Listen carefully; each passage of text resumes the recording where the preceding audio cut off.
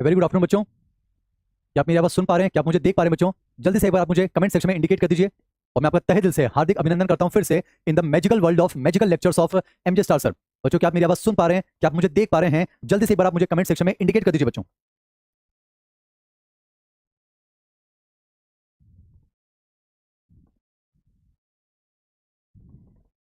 कुछ बच्चे ये चीज लिख रहे हैं कि सर टेस्ट पेपर का जो है वीडियो सॉल्यूशन हमारे पास नहीं आया। तो बच्चों मैं आपको बता दूं, बायोलॉजी के अंदर एज सच जो है वीडियो सॉल्यूशन की रिक्वायरमेंट नहीं होती बच्चों। तो इसलिए बायोलॉजी के अंदर हमारा प्रपोजल ये है कि वीडियो सॉल्यूशन जो है वो रिकॉर्ड नहीं होंगे। पर आपकी जो भी दिक्कतें होंगी बच्चों, क्लास के अंदर ही जो है हम पेपर को लास्ट में डिस्कस भी कर लेंगे। तो आपको परेशान होने की जरूरत नहीं है बच्चों ना। अलग से बच्चों बायोलॉजी के अंदर जो है वीडियो सॉल्यूशंस रिकॉर्ड करने की जरूरत नहीं होनी चाहिए। ये आपको 100 में आना चाहिए बच्चों। तो आज की क्लास में बच्चों हम इवोल्यूशन के लास्ट सब टॉपिक पर पहुंच गए, दैट इज ह्यूमन इवोल्यूशन। और बच्चों, तो आप भी जानते हैं कि ह्यूमन इवोल्यूशन से मेन एग्जाम में एक क्वेश्चन पूछे जाने की पॉसिबिलिटी बहुत ही ज्यादा रहती है। वैसे तो आपको बच्चों कि ह्यूमन इवोल्यूशन में मैक्सिमम जो बातें हैं वो हमें याद करनी है। पर मैं क्या करना चाह रहा हूं, शुरुआत के 10-15 मिनट बच्चों देखिए याद तो आपको करना ही है। पर अगर 10-15 मिनट थोड़ा सा ध्यान से सुन लेंगे, समझ लेंगे, तो इसको याद कर पाना आपके लिए थोड़ा सा आसान हो जाएगा बच्चों, ऐसा कुछ।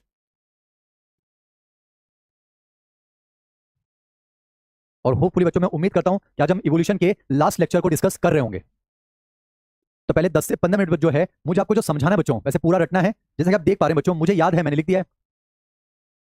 तो जो ह्यूमन इवोल्यूशन जो है समझने से ज्यादा रटने वाला पोर्शन है बच्चों। आपको याद करना होगा ना बच्चों कि किसकी कपाली क्षमता, क्रेनियल कैपेसिटी कितनी है, वो ऐसे आपको याद होना चाहिए बच्चों। कि हाँ 650 टू 800 सीसी है, 900 सीसी है, किसकी 1400 सीसी है, किसकी 1300 से 1600 सीसी है। मैं आपको ये समझा सकता हूँ बच्चों कि क्रेनियल कैपेसिटी किसे कहते हैं। पर आपको ये पता है बच्चों कि ह्यूमन इवोल्यूशन से एक क्वेश्चन आने की पॉसिबिलिटी बहुत ही ज्यादा रहती है। तो आपको परेशान होने की कोई जरूरत नहीं है। शुरुआत में 10 से 15 मिनट जो है मैं आपको समझाना चाहूंगा। फिर मैं आपको बच्चों आज ह्यूमन इवोल्यूशन लिखवाना भी चाहूंगा। तो मुझे ऐसा लगता है जब याद करने वाला टॉपिक बच्चों तो अपने हाथों से लिखेंगे तो आपको याद करना थोड़ा सा आसान हो जाएगा बच्चों, दैट्स इट। आज हम एक नया चैप्टर स्टार्ट नहीं करेंगे बच्चों, बस कोशिश ये रहेगी कि हम इवोल्यूशन चैप्टर को सक्सेसफुली कंप्लीट कर पाएं। तो 10 से 15 मिनट जो है मुझे आपको थोड़ा बहुत समझाना है बच्चों, ताकि आपको आइडिया लग जाए कि कैसे आप इसको जो है डिस्कस कर सकते हैं। अब ध्यान सुनेंगे, हम टॉपिक शुरू करें बच्चों ह्यूमन इवोल्यूशन। पहले तो एक चीज समझिए बच्चों कि ह्यूमन कहा किसे जाता है। बच्चों आप मेरी आवाज सुन पा रहे हैं? आप मेरी आवाज सुन पा रहे हैं बच्चों? चलिए शुरू करते हैं बच्चों। 10 से 15 मिनट मुझे आपको समझाना है, उसके बाद फिर हम थोड़ा लिखेंगे ताकि आपको याद हो जाए। और समय रहा बच्चों तो लास्ट में फिर हम आपका जो माइनर टेस्ट का पेपर हुआ है उसको भी जो है मैं डिस्कस करना चाहूंगा बच्चों। सोचिए है, अब ध्यान सुनेंगे, कमेंट सेक्शन से दूर हट जाइए। टॉपिक शुरू करते हैं बच्चों ह्यूमन, इस चीज को समझिए। हम टॉपिक शुरू करें बच्चों ह्यूमन इवोल्यूशन। अब आज वो पूरा रिवाइज नहीं कर रहे बच्चों कि इवोल्यूशन एक कहानी है दोस्तों, वो आपको याद होगी। मैं हर दिन बोलता हूं। आइए अब सीधे शुरुआत करते हैं बच्चों। ह्यूमन इवोल्यूशन यानी मानव विकास की बात करते हैं। पूरा रटना है पर समझने की कोशिश कीजिए, मेरे साथ जुड़ जाइए बच्चों। अब नॉन स्टॉप 4:50 तक हमारी क्लास चलनी चाहिए। अब ध्यान सुनेंगे। पहले तो एक चीज समझिए बच्चों कि ह्यूमन कहते किसे हैं। एक चीज समझिए, ह्यूमन कहा किसे जाता है। तो एक चीज समझना, कोई भी ऐसा जानवर बच्चों जिसका जीनस होमो हो, इसी को समझिए। बेटा रटने वाले टॉपिक में भी मैं आपको समझाने की कोशिश कर रहा हूं, सुनिएगा। हम टॉपिक पढ़ना चाहते हैं ह्यूमन इवोल्यूशन। पहले समझिए बच्चों, इवोल्यूशन तो हम पढ़ चुके हैं बच्चों, इवोल्यूशन हम पढ़ चुके हैं। समझिए ह्यूमन शब्द का मतलब क्या होता है। कोई भी ऐसा जानवर बच्चों जो होमो जीनस को बिलोंग करता है उसे हम ह्यूमन कह सकते हैं। कोई भी ऐसा जानवर जो होमिनिडी फैमिली को बिलोंग करता है बच्चों, होमिनिडी फैमिली को। बेटा कोई भी ऐसा जानवर जो होमिनिडी फैमिली को बिलोंग करता है, होमिनिडी फैमिली को, उसे ही जो है बच्चों होमिनिड कहा जाता है। अब ध्यान से देखिए, रटने वाले टॉपिक में मैं आपको थोड़ा समझाने की कोशिश कर रहा हूं बच्चों, सुनिए। हम पढ़ना चाहते हैं ह्यूमन इवोल्यूशन। इवोल्यूशन तो समझ में आ गया बच्चों, यानी कि ऑर्गेनिक इवोल्यूशन। जब भी कोई नई स्पीशी बनती है पुराने वाले के मॉडिफिकेशन से ही बनती है, यानी डिसेंट विद मॉडिफिकेशन होता है। वो हम पूरा समझ चुके हैं इत्मीनान से। अब समझिए बच्चों, हमें ये समझना है कि ह्यूमन का मतलब क्या होता है। तो समझिएगा, ये तो आपने सुना ही बच्चों, किंगडम होता है, फाइलम है, सब फाइलम है, क्लास है, फैमिली, जीनस, ऑर्डर, स्पीशीज, सब स्पीशीज, जो भी है वो प्रॉपर सीक्वेंस आपको पता है बच्चों। तो सुनिएगा, ह्यूमन किसे कहा जाता है। कोई भी ऐसा जानवर जो होमो जीनस को बिलोंग करता हो, यानी जीनस का नाम होमो होना चाहिए, वो होमिनिडी फैमिली को बिलोंग करता हो, उसे होमिनिड कहते हैं बेटा। और होमिनिड मतलब उसी को जो है ह्यूमन कहा जाता है। अब ध्यान से देखिए, मैंने आज जो बेटा इस वाले पोर्शन में आपको जो दिख रहा है, देखिए मैंने दो पार्ट में डिवाइड किया है। एक मैंने इस तरफ लिखा है बच्चों और एक मैंने जो है इस तरफ लिखा है। अब समझिए, इस तरफ मैंने जितने भी लिखे ना बच्चों, ये सारे के सारे ह्यूमन। इधर मैंने जितने भी लिखे बच्चों, ये सारे के सारे ह्यूमन हैं। अब समझिए, ये जो लास्ट वाला है बेटा, ये तो हम है ना। आपको पता है हमारा पूरा नाम है होमो सेपियंस सेपियंस। पर समझिए, जो भी होमो जीनस को, रटने वाले पोर्शन में थोड़ा समझा रहा हूं बच्चों ना, जो भी होमो जीनस को बिलोंग करेगा, जिसका जीनस बेटा होमो होगा, उसे ह्यूमन कहा जा सकता है। तो अब ध्यान से देखिए, इस तरफ मैंने जितने भी लिखे बच्चों, उन सब के नाम के आगे जो है होमो शब्द लगा हुआ है। तो चाहे वो होमो हैबिलिस हो, चाहे होमो इरेक्टस में ये तीन हो, चाहे होमो सेपियंस में ये तीन हो बच्चों, तो ये सारे के सारे क्या हैं, इनको ह्यूमन माना जाता है, ये समझिएगा। तो आपसे पूछा जाए बच्चों कि फर्स्ट ह्यूमन कौन था, तो आंसर चला जाएगा होमो हैबिलिस, क्योंकि आंसर में भी लिखा हुआ है फर्स्ट ह्यूमन लाइक बीइंग। पर एक चीज समझिए, आज के टाइम पर इनमें से बस एक ही ह्यूमन है, एक ही मैन है जो प्रेजेंट है। वो कौन है बच्चों, ये वाला। तो इधर वाले जितने भी मैन हैं वो सारे के सारे बेटा एक्सटिंक्ट हो चुके हैं, विलुप्त हो चुके हैं। इसीलिए बच्चों इस लास्ट वाले को छोड़कर बाकी सबको मैंने क्या लिखा है, मैन फॉसिल। क्या लिखा है बच्चों मैंने, मैन फॉसिल लिखा है। कुछ बेसिक बातें मैं आपको समझा रहा हूं। अब पहले कुछ चीजें और समझिए बच्चों। अगर मैं ह्यूमन की बात करूं, ध्यान से देखेंगे, अगर मैं ह्यूमन की बात करूं बच्चों, जिसके भी नाम के आगे होमो लगा हुआ है उसे आप ह्यूमन कह देंगे। तो एक तो होमो हैबिलिस हो जाएगा बच्चों, एक जो है होमो हैबिलिस हो जाएगा, मैं अलग कलर से मार्क कर रहा हूं। एक जो है बच्चों होमो इरेक्टस हो जाएगा, एक जो है होमो इरेक्टस हो जाएगा, और एक जो है मेरे प्यारे बच्चों होमो सेपियंस हो जाएगा। समझिए बेटा, जिसके भी नाम के आगे होमो लगा हुआ है इसका मतलब आप उसे ह्यूमन कह सकते हैं। तो ह्यूमन में बेटा तीन है, होमो हैबिलिस, होमो इरेक्टस, होमो सेपियंस। अब आप देखिए बच्चों, होमो इरेक्टस में भी तीन है, एक होमो इरेक्टस इरेक्टस जिसे हम कहते हैं जावा मैन, एक है बच्चों होमो इरेक्टस पेकिनेंसिस जिसे हम कहते हैं पैकिंग मैन, और एक है बच्चों होमो इरेक्टस हिडलबर्जेंसिस जिसे हम कहते हैं हिडलबर्ग मैन। बच्चों इन दो के बारे में एनसीईआरटी में नहीं है तो ये हमें याद नहीं होने चाहिए, पर आपको याद होना चाहिए homo erectus erectus that is Java man, ये आपको याद होना चाहिए। उसी तरह से देखिए बच्चों, होमो सेपियंस में भी अब तीन आते हैं बच्चों, होमो सेपियंस में तीन आते हैं, एक होमो सेपियंस फॉसिलिस जिसे हम क्रो मैग्नन मैन कहते हैं बच्चों, एक आता है होमो सेपियंस निएंडरथालेंसिस जिसे हम निएंडरथल मैन कहते हैं, और एक लास्ट में आता है बच्चों होमो सेपियंस सेपियंस, ये मॉडर्न होमो सेपियन है बच्चों, एनसीईआरटी में लास्ट में लिखा हुआ है। बेटा इन दोनों को मैं कह सकता हूं ये एंशिएंट होमो सेपियन है, तो ये वाला क्या कहलाएगा, मॉडर्न होमो सेपियन, या इसी को कहा जाता है बच्चों मॉडर्न मैन है या फिर मैन ऑफ टुडे है। तो मेरी बात बच्चों, ह्यूमन इवोल्यूशन में सीक्वेंस को लेकर क्वेश्चन आते हैं। जैसे अगर इन ह्यूमंस की इवोल्यूशन की बात करें बच्चों, तो होमो हैबिलिस सबसे पहले आया, उसके बाद फिर होमो इरेक्टस आया, बाद में होमो सेपियंस आया। अब अगर बच्चों मैं आपको होमो इरेक्टस की इवोल्यूशन की सीक्वेंस बताऊं, बेटा होमो इरेक्टस में भी तीन है ना, उसमें जावा मैन जो है वो सबसे पहले आया, पैकिंग मैन उसके बाद आया, हीडलबर्ग मैन जो है वो उसके बाद आया। आज पूरा याद करने वाला क्वेश्चन है, ध्यान सुनिए बच्चों। अब अगर मैं होमो सेपियंस की बात करूं बच्चों, तो होमो सेपियंस में तीन है, उसमें मेरे बच्चों निएंडरथल मैंने सबसे पहले आया। बेटा होमो इरेक्टस में देखोगे तो जावा पहले, फिर पैकिंग, फिर हिडलबर्ग, पर होमो सेपियंस में निएंडरथल मैंने पहले आया है, क्रो मैग्नन मैन उसके बाद आया है, और मॉडर्न मैन जो है वो लास्ट में है। यानी सीक्वेंस याद रखना बच्चों, होमो हैबिलिस, फिर होमो इरेक्टस, फिर होमो सेपियंस। होमो इरेक्टस के अंदर जावा मैन पहले, फिर पैकिंग और फिर हिडलबर्ग, जबकि होमो सेपियंस में निएंडरथल का इवोल्यूशन पहले हुआ है, फिर क्रो मैग्नन मैन आया है, बाद में बेटा जो है मॉडर्न मैन आया है, ऐसा कुछ। ये मैंने आपको जो है थोड़ा ह्यूमन के बारे में समझाया। अब एक चीज समझिए बच्चों, ह्यूमन का अगर थोड़ा सा आपको बेसिक आइडिया हो क्लासिफिकेशन का, एनिमल किंगडम का, मैं डिटेल में बात नहीं करूंगा, पर समझिए बेटा, हम किंगडम एनिमेलिया को बिलोंग करते हैं, उसमें बेटा फाइलम कॉर्डेटा, सब फाइलम वर्टिब्रेटा, उसमें भी क्लास मैमेलिया। मैमेली में आपको पता है बेटा Prototheria, Metatheria, Eutheria, egg laying mammals होते हैं, एक पाउच्ड मैमल्स होते हैं, और एक होते हैं बेटा यूथेरियंस यानी अंडज स्तनधारी होते हैं बच्चों, एक होते हैं शिशुधानी वाले, और एक होते हैं अपरास्तनी। आपको पता है हम जो है बेटा यूथीरिया में आते हैं। एक चीज समझिए, आराम से पढ़ेंगे बच्चों। अगर हम ह्यूमन की क्लासिफिकेशन की बात करें, किंगडम एनिमेलिया, फाइलम कॉर्डेटा, सब फाइलम वर्टिब्रेटा, क्लास मैमेलिया, उसमें सब क्लास यूथीरिया। अब बेटा यूथीरिया में भी बहुत सारे ऑर्डर्स आते हैं, उसमें से हम किस ऑर्डर में आते हैं बच्चों, प्राइमेटा के अंदर। किस में आते हैं, प्राइमेटा। जैसे आपको पता हो बच्चों, जैसे कि गाय है, भैंस है, सुअर है, कुत्ता है, बिल्ली है, शेर है, चीता है, हाथी है, वेल है, डॉल्फिन है, जेब्रा है, ये सब भी बच्चों मैमल्स हैं। ये सभी जो है बच्चों यूथेरियन मैमल्स हैं, पर ये प्राइमेट्स की बात नहीं कर रहा हूं बच्चों, ये अलग अलग ऑर्डर में आते हैं। जैसे आपको रफली आइडिया दूं, जैसे बेटा शेर, चीता है, ये सब आते हैं कार्निवोरा के अंदर। जैसे बच्चों समझे, अगर हम हॉर्स की बात करें वो आता है पेरिसोडेक्टाइलम में।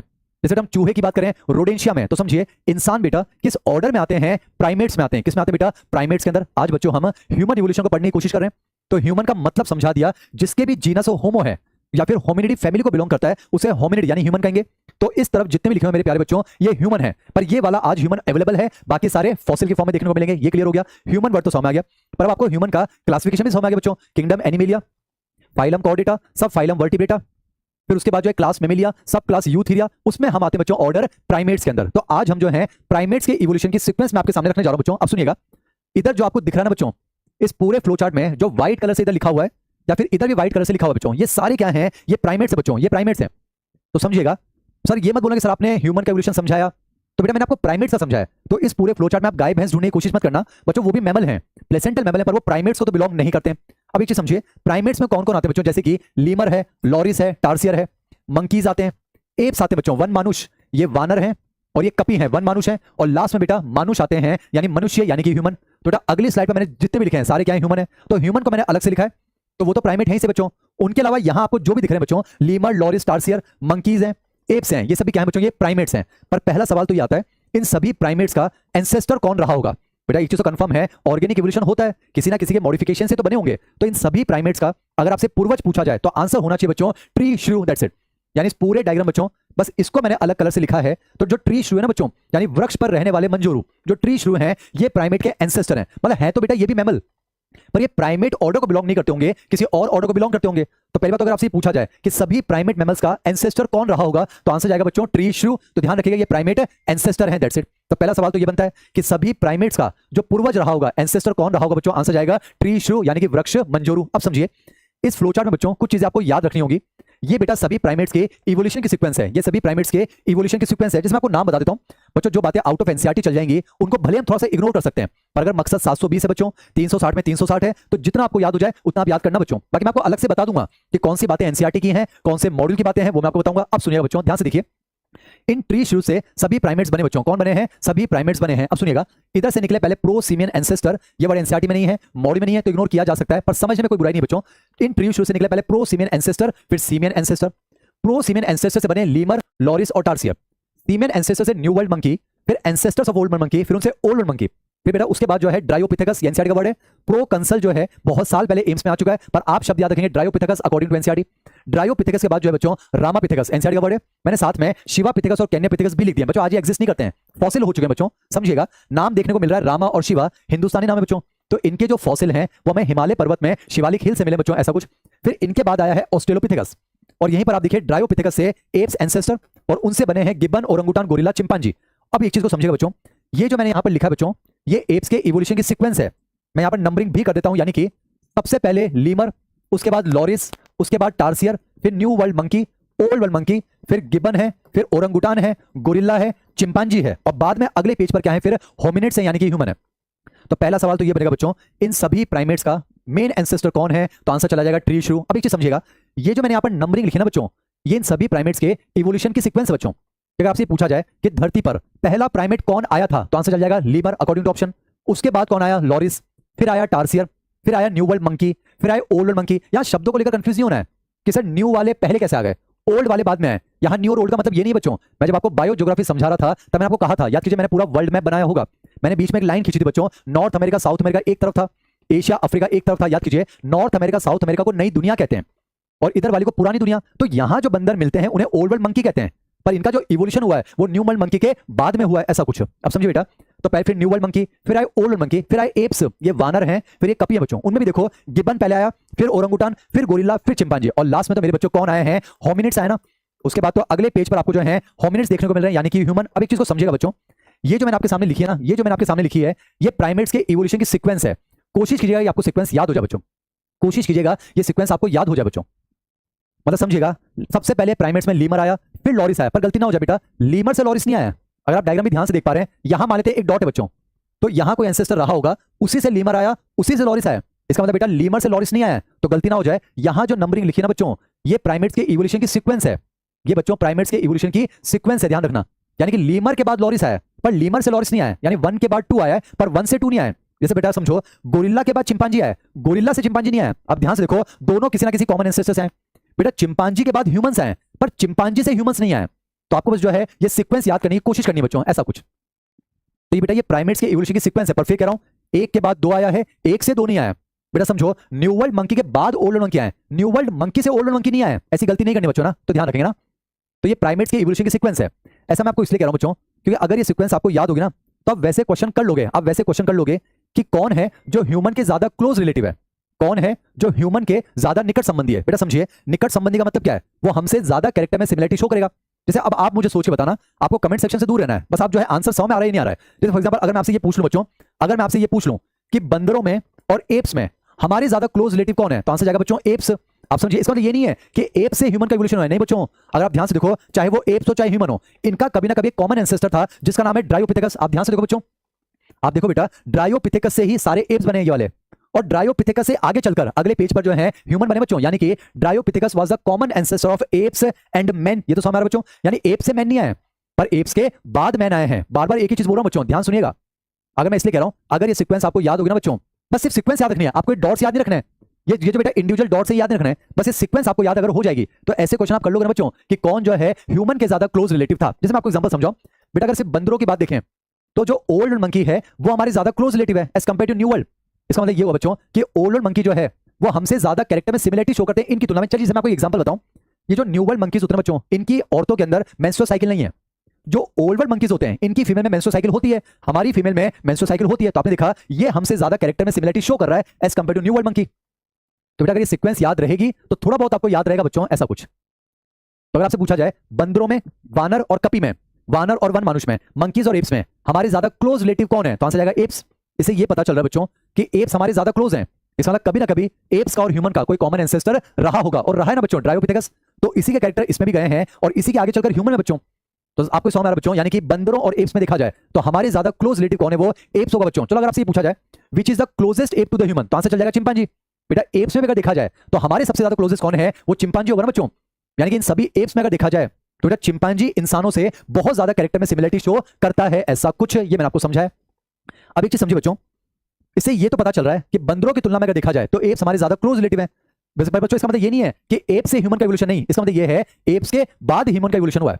इसका मतलब बेटा एप्स का और ह्यूमन का कभी ना कोई कॉमन एंसेस्टर था, मतलब बेटा एप्स में और ह्यूमन में कुछ ना कुछ सिमिलरिटीज तो रही होंगी। जैसे कि एनसीईआरटी का एक पॉइंट आपको याद होना चाहिए बच्चों, एनसीईआरटी का एक पॉइंट आपको याद होना चाहिए। जैसे कि अगर आपके पास एनसीईआरटी खुली हुई बच्चों, आप चेक कर सकते हैं, एनसीईआरटी ने ह्यूमन इवोल्यूशन में एक चित्र बना रखा है, उसमें उसने बेटा बेबी चिंपांजी बना रखा है। एनसीईआरटी का खुली हुई आप चेक कीजिए बच्चों, बेबी चिंपांजी है, सामने उसका स्कल है। फिर बेटा एक एडल्ट चिंपांजी है, सामने उसका स्कल है, आप डायग्राम चेक कीजिए। फिर एडल्ट ह्यूमन है और सामने उसका स्कल है। पर अगर आप देख पा रहे होंगे ना बच्चों, तो जो बेबी चिंपांजी का जो स्कल है वो एडल्ट चिंपांजी के स्कल से तो कम मिल रहा है, एडल्ट ह्यूमन के स्कल से ज्यादा मिल रहा है। एनसीईआरटी है तो चेक कीजिए बच्चों, आप चेक कर पा रहे होंगे। यानी बेटा बेबी चिंपांजी का स्कल उसके बाबूजी से कम मिल रहा है, वो एडल्ट ह्यूमन के जो है स्कल से ज्यादा मिल रहा है। तो इससे ये पता चल रहा है कि कभी ना कभी चिंपांजी का और ह्यूमन का कोई कॉमन एंसेस्टर रहा होगा, ऐसा कुछ। तो ये एनसीईआरटी का पॉइंट कंप्लीट हुआ। ये मैंने आपको इसलिए बताया बच्चों, तो ये सीक्वेंस थोड़ी बहुत याद हो जाए तो कर लेना। यानी कि lemur, loris, tarsier, New World monkey, Old World monkey, gibbon, orangutan, gorilla, chimpanzee और लास्ट में फिर होमिनिड्स आते हैं, यानी कि ह्यूमंस आते हैं, ऐसा कुछ। तो मैंने आपको ये समझा दिया। इससे बेटा अगर ये सीक्वेंस याद रहेगी तो हम ऐसा क्वेश्चन सॉल्व कर लेंगे कि कौन ह्यूमन के ज्यादा क्लोज रिलेटिव है। तो ये तो समझ आ रहा है बच्चों, अगर बंदर और एप्स में पूछा जाए, एप्स हमारे ज्यादा क्लोज हैं, पर एप्स में भी अगर चुनना पड़े तो चिंपांजी हमारे साथ क्लोज है। जैसे मान लीजिए मैं टेस्ट में ऐसा सवाल बना लूं कि गिब्बन और ओरंगुटान में हमारे ज्यादा क्लोज कौन है, तो आंसर चल जाएगा ओरंगुटान। इसका मतलब ये नहीं बच्चों कि ओरंगुटान से इंसान आया, नहीं बेटा, एप्स कोई सी भी हो, ये सारे के सारे कहीं ना कहीं ड्रायोपिथेकस से हैं, ऐसा कुछ समझाने की कोशिश कर रहे हैं। तो एनसीईआरटी का फिगर समझ में आ गया बच्चों, यानी कि बेबी चिंपांजी का स्कल उसके एडल्ट चिंपांजी के स्कल से कम मिल रहा है, बेटा वो एडल्ट ह्यूमन के स्कल से ज्यादा मिल रहा है। तो एनसीईआरटी के इस पॉइंट से ये समझ में आ रहा है कि कभी ना कभी चिंपांजी और ह्यूमन का कोई कॉमन एंसेस्टर रहा होगा, और रहा है ना बच्चों ड्रायोपिथेकस डिसेंट विद मॉडिफिकेशन। तो ये पॉइंट आपको समझ में आना चाहिए। अब एक चीज और समझिए, इस फ्लो चार्ट से फिर ये भी सवाल पूछे जाएंगे कौन किसका डायरेक्ट एंसेस्टर है, कौन किसका कॉमन एंसेस्टर है। बेटा रटने वाले टॉपिक में समझाने की कोशिश कर रहा हूं, कौन किसका डायरेक्ट एंसेस्टर, कौन किसका कॉमन। जैसे आप समझिए डायरेक्ट एंसेस्टर अगर पूछना बच्चों कि प्रत्यक्ष रूप से पूर्वज कौन है, तो डायरेक्ट एंसेस्टर मतलब जस्ट पहले वाला देखना ना आप, बेटा जस्ट पहले वाला। जैसे फॉर एग्जांपल अगर पूछा जाए होमो सेपियन, अभी याद नहीं है पर देखकर जो है समझ सकते हैं। अगर पूछा जाए बच्चों होमो सेपियन सेपियंस का डायरेक्ट एंसेस्टर, तो आंसर जाएगा होमो सेपियंस फॉसिलिस यानी क्रो-मैग्नन मैन। अगर पूछा जाए बच्चों क्रो-मैग्नन मैन का डायरेक्ट एंसेस्टर कौन है, जस्ट पहले वाला पूर्वज, तो आंसर जाएगा जावा मैन। अगर पूछा जाए जावा मैन का डायरेक्ट एंसेस्टर तो होमो हैबिलिस। अगर पूछा जाए होमो हैबिलिस का डायरेक्ट एंसेस्टर तो कौन सा बेटा, ऑस्ट्रेलोपिथेकस। तो उम्मीद करता हूं ये डायरेक्ट एंसेस्टर देखना आ जाएगा। पर एक चीज समझिए, अगर आपसे पूछा जाए होमो सेपियंस सेपियंस का डायरेक्ट एंसेस्टर, तब तो बेटा होमो सेपियंस फॉसिलिस यानी क्रो-मैग्नन मैन। पर अगर आपसे पूछा जाए direct ancestor of homo sapiens, अब बेटा उसने ये नहीं कहा कौन सा होमो सेपियन। तो अगर पूछा जाए direct ancestor of homo sapien, तो आंसर क्या जाएगा होमो इरेक्टस, क्योंकि होमो हैबिलिस के बाद होमो इरेक्टस, होमो इरेक्टस के बाद होमो सेपियन। तो होमो सेपियन का डायरेक्ट एंसेस्टर कौन है बेटा, होमो इरेक्टस है। उम्मीद करता हूं ये डायरेक्ट एंसेस्टर देखना आ गया बच्चों। अब अगर हम बात करें कॉमन एंसेस्टर, कॉमन एंसेस्टर कैसे देखते हैं, जैसे आपको जो है वो कॉमन आपको जो है कड़ी जोड़नी होगी। जैसे मान लो अगर पूछा जाए common ancestor of packing man and Java man, तो आंसर होमो हैबिलिस। जैसे मान लो मैं पूछूं बच्चों कॉमन एंसेस्टर ऑफ मैन और एप्स, तो आप देखिए एप्स बने ड्रायो से और मैन भी आगे चलकर उसी से बना है, तो कॉमन एंसेस्टर ऑफ मैन और एप्स कौन हो जाएगा बेटा, ड्रायोपिथेकस, ऐसा कुछ। तो यहां से बेटा आप जो है डायरेक्ट एंसेस्टर और कॉमन एंसेस्टर वाले क्वेश्चन सॉल्व कर पाएंगे। और चीज समझिएगा बेटा, ये जो है ना ये एप्स हैं, गिब्बन, ओरंगुटान, गोरिल्ला, चिंपांजी की बात करूं, ये सारे एप्स हैं बेटा, ये प्रेजेंट हैं, ये आज मिलते हैं। पर ड्रायोपिथेकस और रामापिथेकस जो है, ये दोनों शब्द एनसीईआरटी, ये एप्स थे बच्चों, तभी तो मैंने ड्रायो और रामा को क्या लिखा है, एप फॉसिल। ये समझिएगा, ये दोनों एप्स बेटा, इधर तो हो गए बंदर, इधर एप्स, ये दोनों एप्स थे, ये एप्स हैं। अगले पेज पर क्या है, सारे मैन है, मैन, इसमें से ये मैन है, बाकी मैन थे। तो देखिए बेटा ऑस्ट्रेलोपिथेकस क्या हो जाएगा फिर, it is the connecting link between the apps and man. Class में समझ में आना चाहिए बच्चों। तो होमो ऑस्ट्रेलोपिथेकस क्या होगा बच्चों, मैंने कहा ना ये एप्स हैं, ये एप्स थे। अगले पेज पर मैन, तो यानी एप्स और मैन के बीच का कनेक्टिंग लिंक कौन है, ऑस्ट्रेलोपिथेकस। इसलिए बेटा ऑस्ट्रेलोपिथेकस को कहा जाता है एप मैन। इसमें एप वाले फीचर भी होंगे, मैन वाले भी होंगे, पर ये भी एक्सटिंक्ट हो चुका है, तो मैंने क्या लिखा है, एप मैन फॉसिल। तो ये भी समझ आ रहा है बच्चों, इधर एप फॉसिल है, समझाने की कोशिश कर रहा हूं, ये एप फॉसिल है, ये एप मैन फॉसिल। अगले पेज पर कुछ मैन फॉसिल और एक लिविंग मैन तो है ही सही। अब सबसे इंपॉर्टेंट सवाल जो एग्जाम में आ चुका है, नीट 2026 में होने की पॉसिबिलिटी बच्चों, रटने वाले टॉपिक में समझा रहा हूं, बाकी तो फिर हम जो एनसीईआरटी रट लेंगे बच्चों। सुनिएगा, सवाल ये आता है कि ह्यूमन इवोल्यूशन के दौरान वो कौन सा ट्रेंड है जो सबसे ज्यादा ऑब्जर्व किया गया है, देखा गया है। तो आंसर जाता है बच्चों increase in cranial capacity, very important. अब आपको एक वर्ड समझना होगा बच्चों कि क्रेनियल कैपेसिटी का क्या मतलब है, आपको वर्ड समझना होगा। क्रेनियल कैपेसिटी, कपाली क्षमता। बेटा आपको क्रेनियम बॉक्स तो पता है, 8 हड्डियों से मिलकर एक बक्सा बनता है जिसका नाम ब्रेन को रखते हैं। तो इस क्रेनियल बॉक्स की जो कैपेसिटी है उसे कहते हैं क्रेनियल कैपेसिटी, और उसको रिप्रेजेंट करते हैं सीसी में। जैसे हम कहते हैं ना 1400 सीसी, तो सीसी का मतलब है cubic centimetre, and 1 cubic centimetre is equal to 1 millilitre. बेटा थोड़ा सा आइडिया होना चाहिए, समझिए। हम कहते हैं ना कि हाँ इसकी कैपेसिटी 650 सीसी, तो सीसी का मतलब है cubic centimetre, and 1 cubic centimetre is equal to 1 millilitre. अब समझिए, जैसे मान लेते हैं हमें कुछ क्रेनियल बॉक्स मिले, बेटा आपको जो है हड्डियां तो मिलेगी ना, हमें जावा मैन कहां से मिल जाएगा, होमो हैबिलिस कहां से मिल जाएगा, एक्सटिंक्ट हो चुके हैं बच्चों, तो हमें उनके सिर्फ कंकाल मिले। अब मान लो आपको 2 क्रेनियल बॉक्स मिले बच्चों, क्रेनियल बॉक्स के अंदर क्या है, ब्रेन। अब सोचिए एक छोटा क्रेनियल बॉक्स मिला, एक बड़ा क्रेनियल बॉक्स, तो जाहिर सी बात है बड़े वाले की कैपेसिटी ज्यादा होगी, पर उसकी कितनी कैपेसिटी वो कैसे निकालते हैं, बेटा उसमें पानी भर के देख लो। जैसे सुना होगा दूध भरने के लिए भगोनी होती है, तपेली है, बर्तन है। अगर मान लो किसी भगोनी में 500 मिलीलीटर दूध आ रहा है, इसका मतलब वो भगोनी 500 ml कैपेसिटी वाली है। बेटा किसी भगोनी में अगर 1000 मिलीलीटर दूध आ रहा है, मतलब वो 1000 मिलीलीटर 1 लीटर कैपेसिटी वाली है, तो भगोनी कैपेसिटी आपने ऐसे निकाली ना। तो अगर आपको कोई क्रेनियल बॉक्स मिल जाता बच्चों, उसमें पानी भर के देखते ना, मान लेते हैं इस क्रेनियल बॉक्स में मान लेते हैं 600 ml पानी आ रहा है, 600 ml, इसका मतलब इसकी कैपेसिटी क्या है, 600 ml यानी 600 सीसी। मान लेते हैं इस क्रेनियल बॉक्स में 1000 ml पानी आ रहा है, तो इसका मतलब इस क्रेनियल बॉक्स की कैपेसिटी क्या है, 1000 ml यानी 1000 सीसी, 1 क्यूबिक सेंटीमीटर बराबर 1 मिलीलीटर। अब समझिए जितना बड़ा क्रेनियल बॉक्स होगा बच्चों, हम मान कर चलेंगे कि ब्रेन भी उतना बड़ा होता होगा, थ्योरेटिकली मानना पड़ेगा बच्चों। अगर आपको तो क्रेनियल बॉक्स में तो ब्रेन है, अगर आपको क्रेनियल बॉक्स इतना दिया है तो ब्रेन छोटा क्यों दिया जाएगा, बेटा अगर आपको क्रेनियल बॉक्स इतना बड़ा दिया है तो जाहिर सी बात है ब्रेन भी उसके अकॉर्डिंग दिया गया होगा। तो मानकर चलेंगे क्रेनियम की कैपेसिटी जितनी कम, ब्रेन की साइज उतनी कम, क्रेनियम की कैपेसिटी जितनी ज्यादा मतलब ब्रेन की साइज उतनी ज्यादा, और हम थ्योरेटिकली मानकर चलेंगे ब्रेन साइज जितनी ज्यादा तो न्यूरॉन्स उतने ज्यादा, तो इंटेलिजेंस उतनी ज्यादा। बाकी ऐसा होता नहीं बच्चों, जैसे हाथी का ब्रेन हमसे बड़ी साइज का है पर फिर भी वो हमसे लेस इंटेलिजेंट है, क्योंकि हम डिपेंड करता है गायरस सेल का पर यहां तो हम थ्योरेटिकल बात करेंगे ना बच्चों, यहां तो हम बात करेंगे थ्योरेटिकल ना बच्चों, ऐसा कुछ। तो मुझे उम्मीद है आपको क्रेनियल कैपेसिटी वर्ड समझ में आ रहा होगा। तो क्रेनियम की जो कैपेसिटी उसे कहते हैं क्रेनियल कैपेसिटी। तो वेरी इंपॉर्टेंट ये सवाल होना चाहिए कि ह्यूमन इवोल्यूशन के दौरान वो कौन सा ट्रेंड है जो सबसे ज्यादा ऑब्जर्व किया गया है। तो आंसर जाता है इंक्रीज इन क्रेनियल कैपेसिटी, या फिर हम कह सकते हैं इंक्रीज इन ब्रेन साइज, या फिर कह सकते हैं इंक्रीज इन इंटेलिजेंस। जिसमें आपको समझाऊं बच्चों, जैसे मैं बात करूं बच्चों मंकीज की क्रेनियल कैपेसिटी बहुत कम, अगर मैं एप्स की बात करूं ना बच्चों, तो इनमें अगर मैं एवरेज क्रेनियल कैपेसिटी लिखूं ना, एवरेज क्रेनियल कैपेसिटी, तो ये एवरेज क्रेनियल कैपेसिटी आती है 450 सीसी, ऐसा कुछ एवरेज। एक एक पॉइंट बताऊंगा बच्चों, इनमें से अगर देखा जाए हिंदुस्तान में सिर्फ गिबन मिलता है, वो भी आसाम के जंगलों में, लिखा हुआ है बच्चों, बोर्ड में लिखा हुआ है हिंदुस्तान में नेचुरली गिबन मिलता है। बेटा जैसे ओरंगुटान जो ये इंडोनेशिया मिलता है, और गोरिल्ला और चिंपांजी ये अफ्रीकन एप्स हैं, और इन चारों में अगर देखा जाए सबसे डफर यही बच्चों गिबन हिंदुस्तान वाला, इसकी क्रेनियल कैपेसिटी इन चारों में सबसे कम है। पर कोई नहीं जी, अगर एवरेज देखें 450। अगर मैं फिर बात करूं ऑस्ट्रेलोपिथेकस की, बेटा इसकी क्रेनियल कैपेसिटी जो है वो 600 सीसी, 600, तो आपने देखा क्रेनियल कैपेसिटी फिर क्या हुई, इंक्रीज हो गई ना। अगर मैं बात करूं बेटा फिर होमो हैबिलिस की, अभी हम दिखेंगे जैसे 650 से 800 सीसी एनसीईआरटी, क्रेनियल कैपेसिटी फिर बढ़ गई। अगर आगे चलें होमो इरेक्टस में 900 सीसी, थोड़ा और आगे चलेंगे बच्चों तो हम 1000 की रेंज में आ जाएंगे। पर यहां पर कंफ्यूजन होता है, बता देता हूं। जैसे कि क्रो मैग्नन मैन की क्रेनियल कैपेसिटी सबसे ज्यादा होती है बेटा 1650 सीसी, ये भी समझा देता हूं बेटा, क्रो मैग्नन की क्रेनियल कैपेसिटी सबसे ज्यादा 1650 सीसी, ठीक है। उसके बाद हम अपनी बात करें, हमारी जो है बेटा 1300 से लेकर 1600 सीसी। अब यहां कंफ्यूजन होता है, तो आपने कहा था क्रेनियल कैपेसिटी बढ़ती है, ये कम कैसे हो गई फिर बाद में। एक चीज समझिए बच्चों, ये जो हम बात करते हैं ना, ये हम जीनस लेवल पर बात करते हैं बच्चों, जीनस लेवल पर या फिर स्पीशीज लेवल पर। सब स्पीशीज पर तो बच्चों फिर एक्सेप्शन आ सकते हैं ना, हमेशा हम जीनस और स्पीशीज लेवल पर बात करते हैं। समझिए होमो हैबिलिस में आपने देखा बेटा 650 से 800 सीसी, होमो इरेक्टस में 900 सीसी। तो आप देखिए होमो हैबिलिस से होमो इरेक्टस ज्यादा है ना। अब होमो इरेक्टस में इन तीन में कोई उटपटांग लफड़ा हो जाए तो वो एक अलग चीज है, पर होमो हैबिलिस से होमो इरेक्टस में ज्यादा है बच्चों। फिर होमो इरेक्टस से होमो सेपियंस कोई सा भी ज्यादा होगी बेटा, होमो इरेक्टस 3 है ना, उसके बाद होमो सेपियंस में तीनों की ज्यादा होगी। पर होमो सेपियंस में भी बेटा फिर अगर जो है सब स्पीशीज लेवल पर किसी की कम ज्यादा हो जाए वो एक अलग चीज है।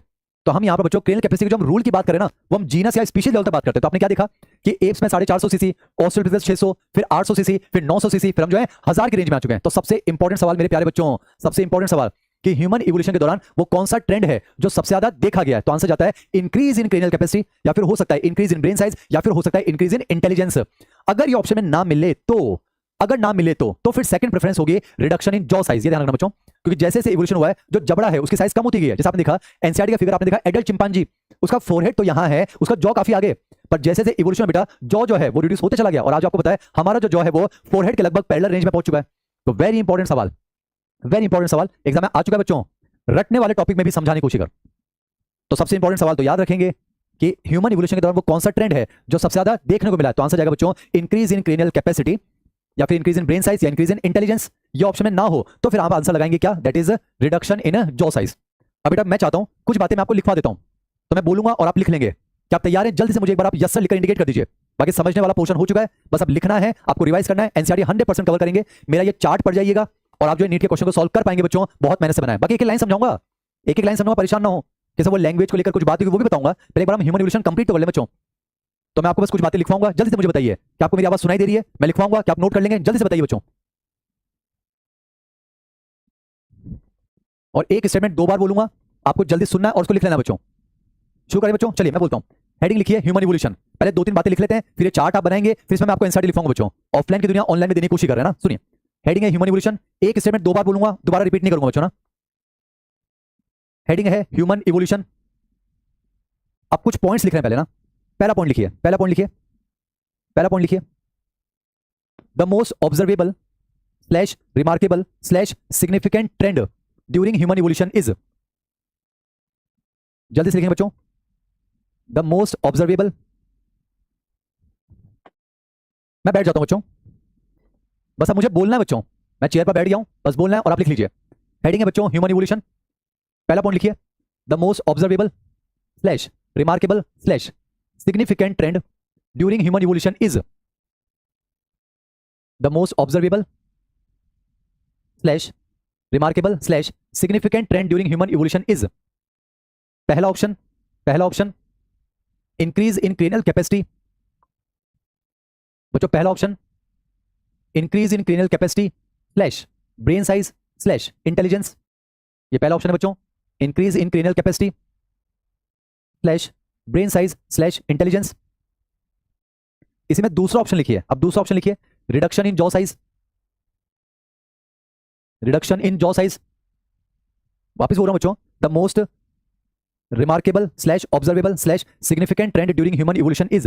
पहला option increase in cranial capacity slash brain size slash intelligence, दूसरा option reduction in jaw size. अब जो पहला ऑप्शन है बच्चों उस पर डबल टिक और दूसरे वाले पर सिंगल टिक लगा लीजिए। पहले ऑप्शन पर डबल टिक और दूसरे ऑप्शन पर सिंगल टिक। डबल टिक का मतलब है पहली चॉइस आपकी वो होगी, अगर वो ऑप्शन में ना हो बच्चों तो फिर आंसर जाएगा रिडक्शन इन जॉ साइज।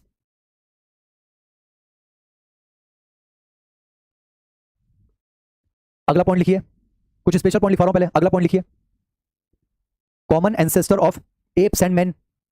जल्दी बच्चों, common ancestor of apes and man is equals to Dryopithecus. Common ancestor of apes and man,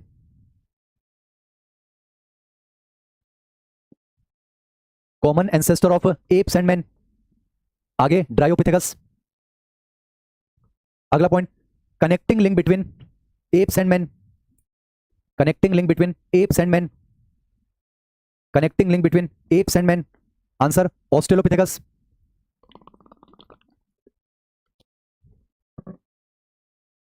connecting link between apes and man, answer Australopithecus. Bracket में लिखेंगे एप मैन, ऑस्ट्रेलोपिथेकस को app man कहते हैं, Australopithecus को app man भी कहते हैं। अगला point, direct ancestor of homo sapien sapien, direct ancestor of homo sapien sapien. अगर आप आंसर लिख पा रहे हैं खुद से लिख लें, direct ancestor of homo sapien sapien is equals to homo sapiens fossilis, that is Cro Magnon man. Direct ancestor of homo sapien sapien is equals to homo sapiens fossilis, यानी क्रो-मैग्नन मैन। देख पा रहे हैं, direct ancestor of homo sapien sapien is equals to homo sapien fossilis, यानी Cro Magnon man. अगला point, direct ancestor of homo sapien, direct ancestor of homo sapien is equals to Homo erectus, direct ancestor of homo sapien is equals to Homo erectus, direct ancestor of homo sapien is equals to Homo erectus.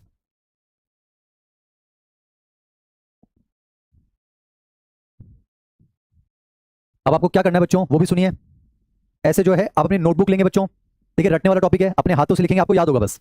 बाकी human evolution almost complete है। Notebook लेंगे, ऐसे करेंगे उसको बच्चों, ऐसे, यानी आपके पास 2 पेज होने चाहिए, कोई बड़ा चार्ट हो वो यूज कर सकते हैं। सेंटर से लिखना शुरू करेंगे और ऐसे नीचे तक, पहले सुन लीजिए। तो इस तरह से आपकी सोच होनी चाहिए बच्चों। इधर जो मैंने लिखा है इस वाले पार्ट में कोशिश कीजिए यहां आ जाइए पूरा एक पेज में, पहले सुन लीजिए। बीचों बीच लिखना, साइड में जगह छोड़ना। ये जो ऑस्ट्रेलोपिथेकस है ये यहां आ जाना चाहिए, इसके नीचे जगह छोड़ना बच्चों, क्योंकि एनसीईआरटी के 1-2 पैराग्राफ आएंगे, ठीक है?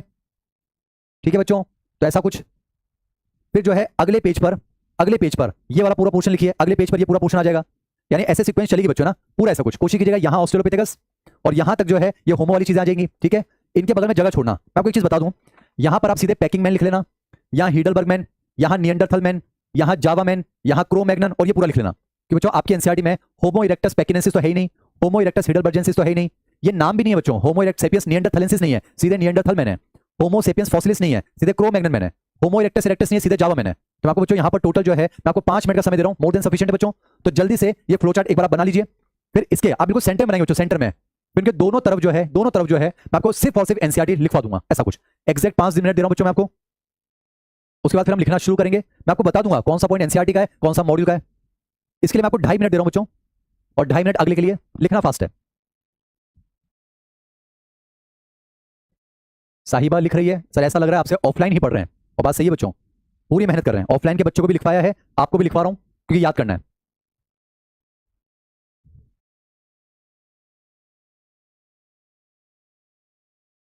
राइटिंग पर फोकस नहीं कीजिए, जल्दी लिखिए बच्चों ना। अगर आपको लगता है इसका स्क्रीनशॉट लेकर, जैसा भी आपको लगता है प्रिंट आउट निकाल सकते हैं, वो भी एक अलग चीज है। मैं आपको समय दे रहा हूं बच्चों। एग्जैक्ट 5 मिनट बाद मैं लिखवाना शुरू करूंगा।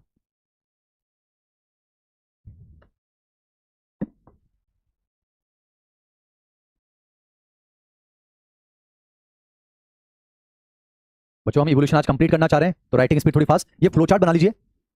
बाकी एनसीईआरटी की बातें मैं अलग से बता दूंगा, क्लास में टाइम मिले तो लिख लेना, नहीं मिले तो बाद में लिख लेना। और कम से कम कंप्लीट कर लीजिए फ्लो चार्ट। 2 मिनट के बाद मैं इस स्लाइड को चेंज करूंगा। अगर कोई बच्चा मुझसे पहले पढ़ चुका है, उसके पास लिखा हुआ है, तो दोबारा लिखने की जरूरत नहीं है बेटा ना।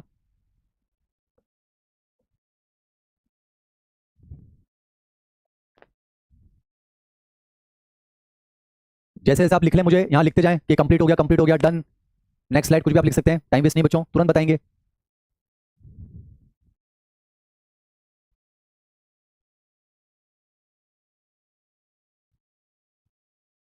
जैसे ही 10 बच्चों का एक साथ लिखा हो जाएगा, डन, मैं आगे बढ़ जाऊंगा। सुहानी ने लिखा है डन, अमित ने लिखा है हो गया, बहुत बढ़िया। 10 बच्चे लिख देंगे, मैं आगे मूव करूंगा। साहिबा का भी डन, बहुत बढ़िया। जल्दी बच्चों, 10 बच्चों का एक साथ डन आ जाएगा, मैं आगे मूव करूंगा। बच्चों आपको पता है एमजे सर को लिखवाने का शौक नहीं है, पर ये याद करने वाला है, तो हम लिख लेंगे तो आपको याद हो जाएगा बच्चों ना। मुझे तो याद है ही सही। रवि का डन है, सलोनी का डन है, अफजल का डन है, श्रेया का डन है, अमीनुल का डन है, बासु का डन है, ईशा का डन है, श्रेया का डन है, रिदेश का डन है, राखी का डन है, रोहित का डन है, दिवाकर का डन है। बहुत बढ़िया। चलिए बच्चों, नेक्स्ट स्लाइड जल्दी कंप्लीट कीजिए। ये ऑस्ट्रेलोपिथेकस के बाद जो है होमो हैबिलिस। बच्चों आपको ये पूरे नाम नहीं लिखने हैं, अगर नहीं भी लिखे सीधे लिख लें पैकिंग मैन, पर ठीक है, मैं आपको समय दे रहा हूं 2 मिनट का, आपकी चॉइस है। फिर मैं आपको एनसीईआरटी लिखवाना शुरू करूंगा।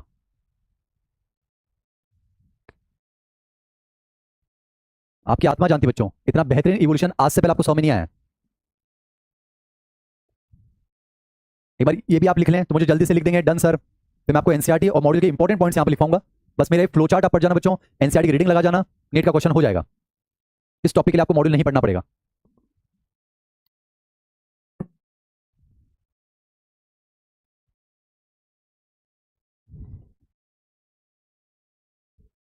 अगर आप लिख रहे हैं तो ऐसा लिखेंगे, सेकंड स्लाइड डन। सिर्फ डन से नहीं, मुझे समझ में नहीं आ रहा फर्स्ट है या सेकंड कंप्लीट हुई है। अब ये सेकंड स्लाइड भी कंप्लीट हो जाए तो लिख देना बच्चों, सेकंड स्लाइड डन। कोशिश करेंगे बच्चों ह्यूमन इवोल्यूशन आज कंप्लीट हो जाए।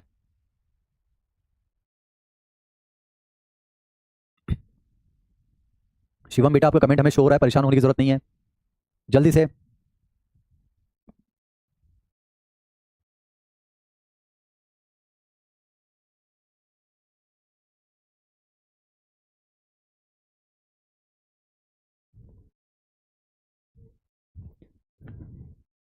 तो चलिए बच्चों, अब मैं लिखवाना शुरू करता हूं आपको। सबसे पहले हमें क्या करना है, मैं आपको अलग से बता दूंगा बच्चों कि कौन सा एनसीईआरटी का पॉइंट है, कौन सा मॉड्यूल का है। आप अलग कलर का यूज करना चाहें तो कर सकते हैं। बोलने की रफ्तार फास्ट रखूंगा, तो अगर साथ साथ लिख रहे हैं तो साथ साथ लिखें, वरना आप एनसीईआरटी खुली रखें, वहां पर उस पॉइंट को सर्कल कर लेंगे और फिर यहाँ जगह छोड़ देना, वहां पर उसको बाद में नोट कर लेना बच्चों ना, ठीक है। आइए हम बात करते हैं ड्रायोपिथेकस और रामापिथेकस के लिए। तो हमें क्या करना बच्चों, ड्रायो और रामा के लिए यहां पर एक एनसीईआरटी की लाइन लिखते हैं, जल्दी से लिखिए।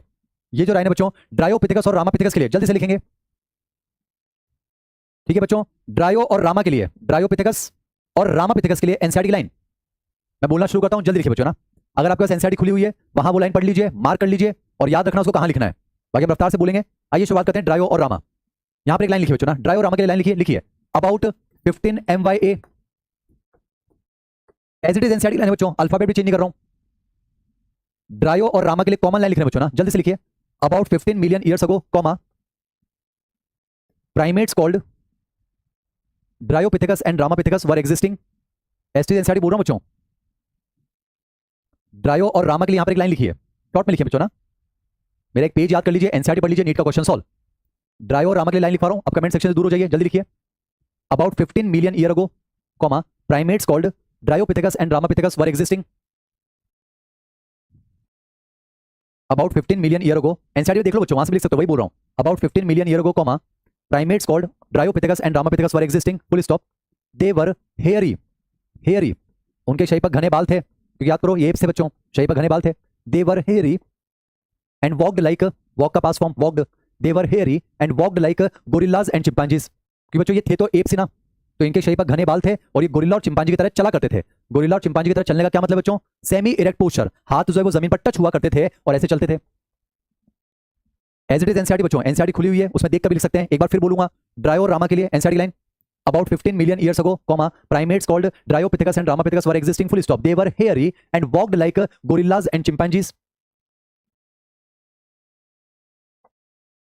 अब आप ड्रायो पे सर्कल करके लिखोगे, ड्रायो पे सर्कल करके लिखोगे मोर एप लाइक, जबकि रामा पे लिखोगे मोर मैन लाइक।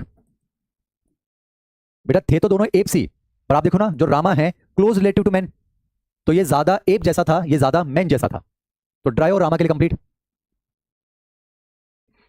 बच्चों अगर एनसीईआरटी खुली हुई है सामने, वहां से उसको अंडरलाइन कर सकते हैं और बाद में लिख सकते हैं, हमें समय बचाना है बच्चों।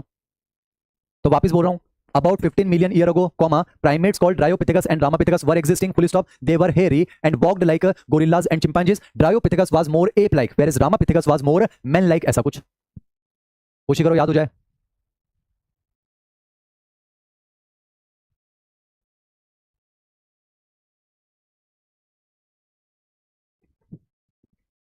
याद हो रहा है बच्चों? याद भी करना है। वापस बोल रहा हूं, about 15 million years ago, comma, primates called Dryopithecus and Ramapithecus were existing. Alphabet भी चेंज नहीं कर रहा हूं बच्चों। About 15 million year ago, comma, primates called Dryopithecus and Ramapithecus were existing. They were hairy and walked like gorillas and chimpanzees. Dryopithecus was more ape-like, whereas Ramapithecus was more man-like. तो Dryo Rama complete. बच्चों मेरी आवाज आ रही है ना आपको? कुछ बच्चे लिख रहे हैं कि आवाज नहीं आ रही है, जल्दी से मुझे बताइए। मेरी आवाज आ रही है बच्चों? यस सर लिखकर बताइए। बच्चों मेरी आवाज आ रही है आपको?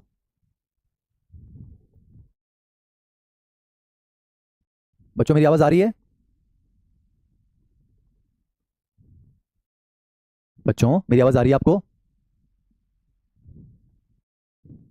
कुछ बच्चे लिख रहे हैं याद भी हो गया, बहुत बढ़िया।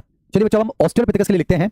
ऑस्ट्रेलोपिथेकस के लिए सुनिएगा, इस तरफ एनसीईआरटी के 2 पैराग्राफ और इधर जो है मॉड्यूल का 1 पॉइंट या फिर 2 पॉइंट। तो पहले एनसीईआरटी वाले लिखा रहा हूं बच्चों ना, ऑस्ट्रेलोपिथेकस के बारे में एनसीईआरटी के 2 पैराग्राफ, ऑस्ट्रेलोपिथेकस के लिए एनसीईआरटी के 2 पैराग्राफ, ऑस्ट्रेलोपिथेकस के लिए एनसीईआरटी के 2 पैराग्राफ। या फिर बच्चों ऐसा करते हैं, मैं आपको दोनों पैराग्राफ अभी बता देता हूं, हमें समय बचाना बच्चों। मैं आपको दोनों पैराग्राफ बता देता हूं, आप वो एनसीईआरटी में मार्क कर लीजिए और बाद में उसको फिर आप ऑस्ट्रेलोपिथेकस के लिए लिख लेना बच्चों ना। कर सकते हैं बच्चों ऐसा? ऑस्ट्रेलोपिथेकस को लेकर सॉरी बच्चों, बच्चों ऑस्ट्रेलोपिथेकस को लेकर एनसीईआरटी के 2 पैराग्राफ हैं, मैं पढ़ के सुना देता हूं, आप एनसीईआरटी में मार्क कर लो, बाद में उनको आप ऑस्ट्रेलोपिथेकस में लिख लेना। वो कौन से पैराग्राफ है मैं बोल रहा हूं बच्चों ना, आप ढूंढिए ऑस्ट्रेलोपिथेकस में एक पैराग्राफ लिखा हुआ है 2 मिलियन ईयर अगो। बेटा वो आप एनसीईआरटी में मार्क कर लो ना बच्चों, टाइम वेस्ट नहीं करना है। ऑस्ट्रेलोपिथेकस के लिए एनसीईआरटी में 2 पैराग्राफ हैं, मैं बोल देता हूं, मार्क कर लो, उनका बाद में लिख लेना बच्चों ना। तो पैराग्राफ कौन से हैं सुन लो, एनसीईआरटी सामने रखो और देखते जाओ। एक लिखा हुआ है 2 million year ago Australopithecus probably lived in East African grassland. लिखा हो बच्चों 2 million year ago Australopithecus probably lived in East African grassland, full stop. Evidence shows they hunted with stone weapons but essentially ate fruit. एक तो ये वाला paragraph है, याद करवा दूंगा बच्चों, आप जो है एनसीईआरटी में पैराग्राफ ढूंढो, मार्क कर लो, उसका ऑस्ट्रेलोपिथेकस में लिख लेना बच्चों बाद में। वापस बोल रहा हूं, 2 million year ago Australopithecus probably lived in East African grassland, ढूंढो बच्चों, उसको मार्क कर लो, बाद में लिख लेना। 2 million year ago Australopithecus probably lived in East African grassland, full stop. Evidence shows they hunted with stone weapons but essentially ate fruit. एक तो ये पैराग्राफ है, वो आप यहां लिख लेना बच्चों। और जो दूसरा पैराग्राफ है ढूंढो, लिखा हुआ है few fossils of man like bones, ढूंढो बच्चों। दूसरा पैराग्राफ लिखा हुआ है few fossils of man like bones have been discovered in Ethiopia and Tanzania. These revealed hominid features probably leading to the belief that 3 to 4 million years ago man-like primates walked in eastern Africa. They were probably not taller than 4 feet. They were probably not taller than 4 feet, but walked upright. उम्मीद करता हूं ये दोनों paragraph मिल गए बच्चों, तो इनको circle कर लो, बाद में इनको ऑस्ट्रेलोपिथेकस में लिख लेना। अब मेरी जिम्मेदारी मैं आपको याद करवाना चाह रहा हूं बच्चों। ऑस्ट्रेलोपिथेकस के ये 2 पैराग्राफ मिल गए ना बच्चों। एक में लिखा हुआ है 2 million year ago Australopithecus probably lived in East African grassland, full stop. Evidence shows they hunted with stone weapons but essentially ate fruit. As it is बोल रहा हूं बच्चों, अल्फाबेट चेंज नहीं कर रहा हूं। अगले में लिखा हुआ है few fossils of man like bones have been discovered in Ethiopia and Tanzania, ऐसा कुछ। एक पैराग्राफ वो है बच्चों। अब ये पैराग्राफ आप लिख लेना बच्चों, पर मैं आपको याद करवा देता हूं, सुनिए। एनसीईआरटी के दोनों पैराग्राफ है किसके बारे में बच्चों? ऑस्ट्रेलोपिथेकस। किसके बारे में? ऑस्ट्रेलोपिथेकस। अब सुनिएगा, एक पैराग्राफ में एनसीईआरटी क्या लिखती है? 2 मिलियन ईयर अगो। एक में क्या लिखती है? 3 to 4। तो आप रेंज याद रख लेना बच्चों, 2 to 4। समझिए बेटा, आपको एनसीईआरटी के दोनों पैराग्राफ याद कर लेना, दोनों ऑस्ट्रेलोपिथेकस के लिए प्यारे बच्चों। तो सुनिए, आपने एक पैराग्राफ में लिखा हुआ 2 मिलियन ईयर अगो, एक में लिखा हुआ है 3 to 4, तो दोनों मिलाकर याद कर लो, 2 to 4 बेस्ट। एक तरफ लिखा हुआ है ईस्ट अफ्रीकन ग्रासलैंड बच्चों, क्या लिखा हुआ है? East African grassland. तो इस तरफ लिखा हुआ है इथियोपिया तंजानिया, इधर लिखा हुआ है हंटेड विद स्टोन वेपन, यानी पत्थर के हथियारों से शिकार किया, पर इन्होंने फ्रूट खाया। पर तुम्हें कैसे पता चला कि उन्होंने फ्रूट खाया होगा बच्चों? हमें दांत मिले, अगर किसी के कैनाइन्स वेल डेवलप मिले मतलब वो मांस खाता होगा बच्चों, कार्निवोरस। पर अगर कैनाइन्स लेस डेवलप मिल रहे हैं एब्सेंट मतलब वो फ्रूट्स खाता होगा, ऐसा कुछ बच्चों। और इस तरफ लिखा हुआ है कि उनकी हाइट 4 फीट के आसपास होती होगी, पर वो अपराइट चलते होंगे, बिल्कुल सीधा। तो हमें तो क्या करना है बच्चों? एनसीईआरटी के दोनों पैराग्राफ याद करने ना आपको। तो मैंने तो अपने दिमाग में ऑस्ट्रेलोपिथेकस की एक इमेज बना रखी है, मेरे साथ साथ आप भी इमेज बना लो बच्चों। जैसे मैंने दिमाग में क्या बना रखी है, आज से 2 से 4 मिलियन वर्ष पहले, पूरी ऑफलाइन ऑनलाइन में दे रहे हैं बच्चों, मैं दोनों पैराग्राफ याद करवा रहा हूं आपको। मैंने दिमाग में इमेज बना रखी है ना, आज से 2 से 4 मिलियन वर्ष पहले ईस्ट अफ्रीकन ग्रासलैंड जैसे कि इथियोपिया और तंजानिया में ऑस्ट्रेलोपिथेकस नाम का मैन का एंसेस्टर रहता होगा, 4 फुट का होता होगा, बिल्कुल सीधा चलता होगा, स्टोन वेपन से हंट करता होगा, लेकिन फ्रूट खाता होगा। खत्म बच्चों, एनसीईआरटी के दोनों पैराग्राफ याद हो गए। मैं बोल रहा हूं मेरे साथ साथ आप भी गुनगुनाइए ना बच्चों, मुस्कुराहट के साथ मेरे साथ साथ गुनगुना लो ना बच्चों, मेरे साथ गुनगुना लो। जैसे कि आज से 2 से 4 मिलियन वर्ष पहले, बगल में मम्मी पापा बैठे हैं उनको भी याद हो जाएगा बच्चों। ऑस्ट्रेलोपिथेकस के बारे में दोनों पैराग्राफ जोड़कर याद कर रहे हैं। कैसे याद किया? आज से 2 से 4 मिलियन वर्ष पहले ईस्ट अफ्रीकन ग्रासलैंड जैसे कि इथियोपिया और तंजानिया में ऑस्ट्रेलोपिथेकस नाम का मैन का एंसेस्टर रहता होगा, 4 फुट का होता होगा, बिल्कुल सीधा चलता होगा, स्टोन वेपन से हंट करता होगा, लेकिन फ्रूट खाता होगा। खत्म बच्चों, दैट्स इट। बच्चे लिख रहे हैं, याद भी हो गया है। ऑस्ट्रेलोपिथेकस कंप्लीट बच्चों, Australopithecus complete, Australopithecus complete. Australopithecus के लिए अब मॉड्यूल का बस एक पॉइंट लिख लो, 600 सीसी क्रेनियल कैपेसिटी। जल्दी बच्चों, ऑस्ट्रेलोपिथेकस की क्रेनियल कैपेसिटी जो है कितनी बच्चों? 600 सीसी। और इसके लिए एक और वर्ड लिखना बच्चों, एम्स में आ चुका है, टोंग बेबी। टोंग बेबी, बस ये वर्ड अगर आ जाए कि टोंग बेबी शब्द किसके लिए यूज होगा, तो आंसर जाएगा ऑस्ट्रेलोपिथेकस। जैसे मैं आपको बता दूं बच्चों, एक प्रोफेसर हुआ करते थे, प्रोफेसर रेमंड डार्ट, क्लास में याद हो गया बच्चों? बेटा एक प्रोफेसर रेमंड डार्ट थे, उनको साउथ अफ्रीका के टोंग रीजन से ऑस्ट्रेलोपिथेकस अफ्रीकेनस के, बेटा नाम ऑस्ट्रेलोपिथेकस है पर ऑस्ट्रेलिया से लेना देना नहीं है, ये कहां रहता था? अफ्रीका, ऐसा कुछ ना। तो प्रोफेसर रेमंड डार्ट को बच्चों ऑस्ट्रेलोपिथेकस अफ्रीकेनस के 5 to 6 ईयर ओल्ड बेबी का स्कल मिला था बच्चों, कहां से? टोंग रीजन से, और उन्होंने इसका नाम दिया टोंग बेबी। That's it. अगर वर्ड आ जाए बच्चों टोंग बेबी तो आंसर क्या चला जाएगा? ऑस्ट्रेलोपिथेकस। ऑस्ट्रेलोपिथेकस समाप्त हो गया बच्चों, दैट्स इट। तो याद कीजिए, एनसीईआरटी याद होनी चाहिए। ड्राई और रामा के लिए मकसद बच्चों याद हो जाए, मकसद कोर्स कंप्लीट करना नहीं है, आराम से कंप्लीट करेंगे। तो आपने क्या याद किया? About 15 million years ago primates called Dryopithecus and Ramapithecus were existing, they were hairy and walked like gorillas and chimpanzees, Dryopithecus was more ape like whereas Ramapithecus was more man like, ऐसा कुछ। और Australopithecus के लिए मुस्कुराहट के साथ गुनगुनाइए बच्चों, आज से 2 से 4 मिलियन वर्ष पहले ईस्ट अफ्रीकन ग्रासलैंड जैसे कि इथियोपिया और तंजानिया में ऑस्ट्रेलोपिथेकस नाम का मैन का एंसेस्टर रहता होगा, 4 फुट का होता होगा, बिल्कुल सीधा चलता होगा, स्टोन वेपन से हंट करता होगा, लेकिन फ्रूट खाता होगा। That's it, complete. अब जल्दी से आ जाओ बच्चों होमो हैबिलिस पर, जल्दी आ जाओ। होमो हैबिलिस, होमो हैबिलिस के बारे में एनसीईआरटी के 3 पॉइंट, फिर मॉड्यूल का 1 पॉइंट, जल्दी लिखो। मैं बता रहा हूं बच्चों, जल्दी से होमो हैबिलिस के बारे में लिखो। पहला पॉइंट लिखो, फर्स्ट ह्यूमन लाइक बीइंग। जल्दी बच्चों याद कीजिए, पहला ह्यूमन तो ये था ना बच्चों, तो एनसीईआरटी के लिए जल्दी लिखो, first human like being, first human like being. जल्दी से बच्चों, होमो हैबिलिस के लिए first human like being, first human like being. दूसरा लिखो, probably did not eat meat, शायद इसने मांस नहीं खाया होगा। Probably did not eat meat, हमेशा ऐसे बोलेंगे बच्चों, शायद। Probably did not eat meat. तो मैं आपको लगा बता दूं बच्चों, बस इस पूरे पेज पर यही था जिसने मांस नहीं खाया, बाकी फिर सबने खाया, ध्यान रखना बेटा, सिर्फ इसने जो है मांस नहीं खाया, बाकी सबने खाया। एक बच्चा लिख रहा है सिल्की चौधरी, अब लड़का है लड़की नहीं पता, पर ठीक है नाम से लड़की लग रही है। सिल्की लिख रही है कि आपकी टीचिंग स्किल्स देखकर ऐसा लगता है आपसे बस पढ़ते ही जाएं, और ये सच्चाई है बच्चों, मेहनत कर रहे हैं हम आपके लिए, कोई ड्रामेबाजी नहीं, पढ़ा रहे हैं बस आपको, सेलेक्ट हो जाइए बच्चों, बस ये चाहते हैं। आपने क्या लिखा? First human like being. दूसरा पॉइंट क्या लिखा? Probably did not eat meat, शायद इसने मांस नहीं खाया होगा। और अगला पॉइंट लिखो, क्रेनियल कैपेसिटी बराबर 650 to 800 सीसी। जल्दी बच्चों, एनसीईआरटी के 3 पॉइंट। होमो हैबिलिस के लिए बच्चों 3 पॉइंट, एक तो first human like being, probably did not eat meat, और क्रेनियल कैपेसिटी 650 to 800 सीसी। जल्दी से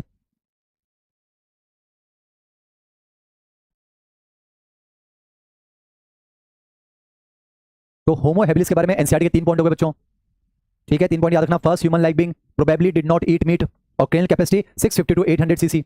अब 2 पॉइंट मॉडल के लिख लो, पहला लिख लो, पहला लिख लो बच्चों, 2 मिलियन ईयर अगो, इसका मतलब ये हुआ बच्चों, होमो हैबिलिस के जो फॉसिल हैं वो 2 मिलियन ईयर अगो ओल्ड रॉक से मिले थे। जल्दी बच्चों, होमो हैबिलिस के लिए मॉडल का एक पॉइंट आपने लिखा 2 मिलियन ईयर अगो। जैसे याद करो ड्रायो और रामापिथेकस कब थे? 15 मिलियन ईयर अगो बच्चों। तो हम नए जमाने की तरफ आ रहे हैं। याद करो ऑस्ट्रेलोपिथेकस 2 to 4, अब हम आ गए 2, फिर आ जाएंगे 1.5, फिर हम आ जाएंगे धीरे धीरे कुछ हजारों में बच्चों। फिर होमो हैबिलिस के लिए लास्ट पॉइंट लिखो मॉड्यूल का, लिखो first man who made tools of stone for hunting animal. Homo habilis के लिए लिख रहे हैं बच्चों,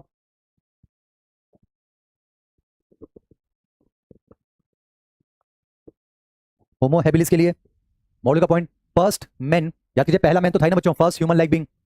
होमो हैबिलिस के लिए लिख रहे हैं first man who made tools of stone for hunting animals. First man बताओ, याद रखना हमेशा पहले को याद रखना है। इसने बनाया मतलब बाद वालों ने फिर सबने किया होगा, है ना? क्या लिखा आपने? First man who made tools of stone for hunting animal, hence called as, hence called as, hence called as. Homo habilis के लिए लिख रहे हैं बच्चों first man who made tools of stone for hunting animal, hence called as first tool maker man और handyman. बेटा हाथों से बनाए थे ना, hence called as first tool maker man और हैंडीमैन। बेटा इसने अपने आप को बचाने के लिए जानवरों का शिकार किया होगा, पर इसने मांस नहीं खाया था ना, ध्यान रखना। वापस बोल रहा हूं, first man who made tools of stone for hunting animals, hence called as first tool maker man, hence called as first tool maker man और handyman. That's it. Homo habilis complete बच्चों, होमो हैबिलिस कंप्लीट। जानवर का शिकार किया होगा शायद अपने आप को बचाने के लिए, पर इसने मांस नहीं खाया था बच्चों ना, ध्यान रखना।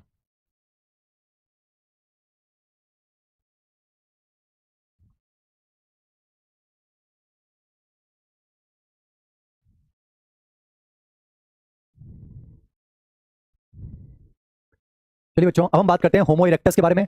वैसे ध्यान रखना बच्चों, ये पैकिंग मैन और हीडलबर्ग ये भी होमो इरेक्टस हैं, पर एनसीईआरटी में बच्चों सिर्फ और सिर्फ जावा मैन लिखा हुआ है।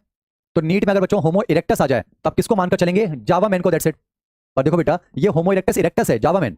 तो होमो इरेक्टस में 3 है प्यारे बच्चों, पैकिंग मैन और हीडलबर्ग भी तो है। क्योंकि एनसीईआरटी में नहीं है तो आपको बस जावा मैन ध्यान रखना है। तो आइए अब होमो इरेक्टस या जावा मैन के बारे में, पहले एनसीईआरटी की 2-3 बातें, फिर मॉड्यूल का एक पॉइंट। अब हम होमो इरेक्टस या जावा मैन के लिख रहे हैं बच्चों।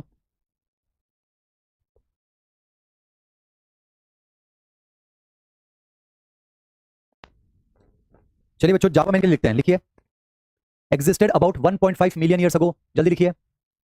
शिवानी लिख रही है, सब मॉड्यूल में सब होने के बाद भी आप इतनी मेहनत कर रहे हो, बोल बोल कर लिख पा रहे हो। ऐसे टीचर नसीब से मिलते हैं।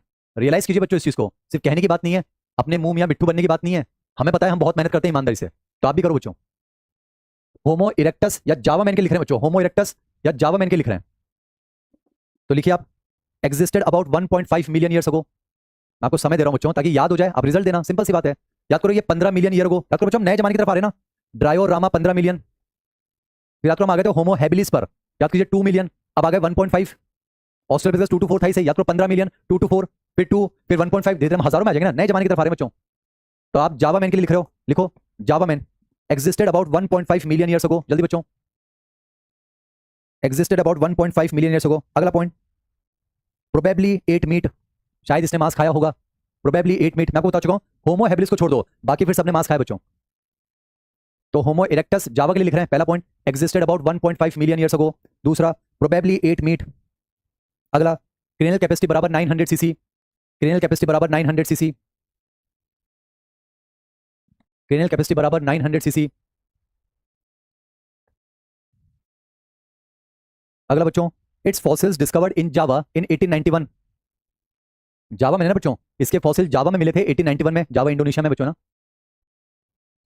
वापस बोल रहा हूं, होमो इरेक्टस जावा मैन के लिए ना, existed about 1.5 million years ago, probably 8 meat, cranial capacity बराबर 900 सीसी। एक बच्चा लिख रहा है, मोहम्मद नाजिर लिख रहा है, अब तो सिलेक्शन लेकर आपका कर्ज उतारना पड़ेगा, और ये सही है बच्चों।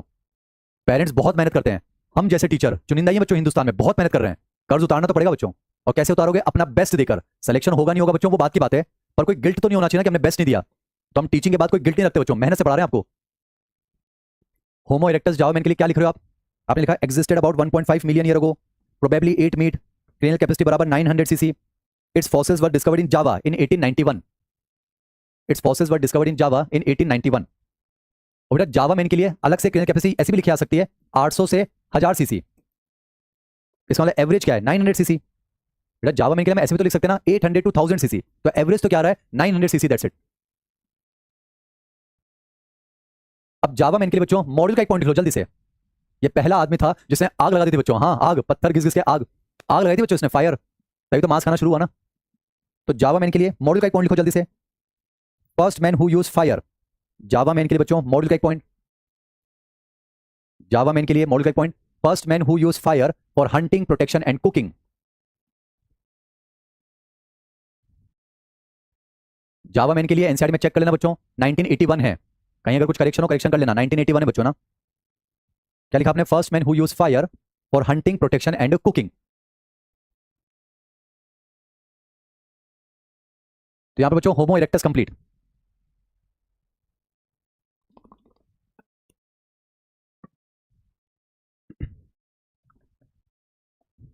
मुझे बताओ तो सही बच्चों, तुम्हें ह्यूमन इवोल्यूशन समझ में आ रहा ही नहीं आ रहा है? कैसे पढ़ूं तुम्हारे चेहरों को? नहीं पढ़ पा रहा हूं ना। बताओ तो सही, समझ पा रहे हो नहीं समझ पा रहे हो? इवोल्यूशन समझ में आ रहा ही नहीं आ रहा है? बताओ बच्चों।